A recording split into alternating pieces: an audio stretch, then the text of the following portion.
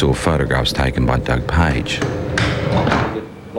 The time exposures show what Doug believes is a UFO hovering near his home in 1996. Now, has this been observed by other people as well? Practically all of Narre Warren. Okay, so that was seen, but not as a streak, because this is a time exposure. So it was simply an object of some sort traveling. Correct. In somewhat of a line, but as you can see, it goes up and down here. This type of negative sleeve will take... The professor would like to examine the negatives that come before and after the pictures in question. Explain to me why... But Doug has used the ends of rolls of film and discarded the shots he felt didn't work. Now, when the films were actually ready for handling, I'd lay them out and I went through them and I go with the scissors and I just go cut, cut, into the bin, cut, cut, put it there, and that's what I did. Okay. After examining the camera the shots were taken with and checking density readings on the negatives, the next step is to enhance the images on the computer. Typical and in good shape. I don't rely on computers for analysis. They're a bit of a tool.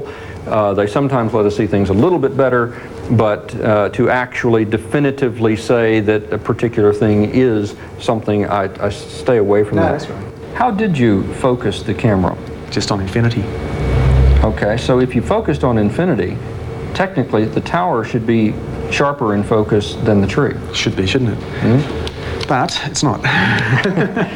Interesting question, isn't it? It's a good one. The only trouble is there's no sort of guarantee, of course, in the darkness that it hasn't moved off set either, but I had that set for infinity. Okay. With some of the technical questions out of the way, it becomes an issue of individual perception. Very specific things here. I see a disc-shaped object. I see something with a rim. Okay, there is definitely a lip. There are what appears to be lights. There's big, there's another small one in between, another one. So we've got something that is geometrically laid out. You can see a texture, and you can see definitely on the dark side of it something. So something's in shadow.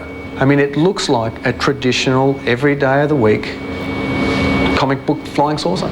My first impression of this when I saw it, again, was a trumpet, a circular object here, that we have a bell shape that comes out like so. This is unexplained optical either artifact, phenomena, or reality, or could be could be an object, but it is totally undefinable. And of technical concern is the fact that the start of the time exposure is more in focus than the end shape. Does it make any sense to you that if this was moving and it's decelerating, would that have a bearing on the shape of the line?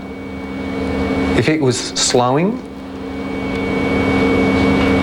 because no, it shouldn't. It should be exactly the same sharpness.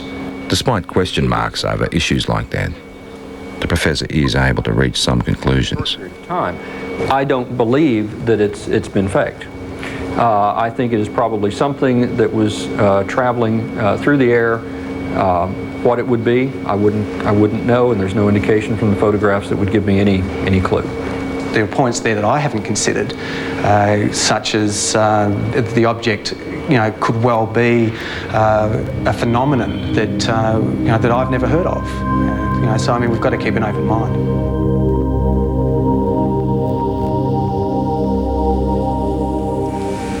I don't know.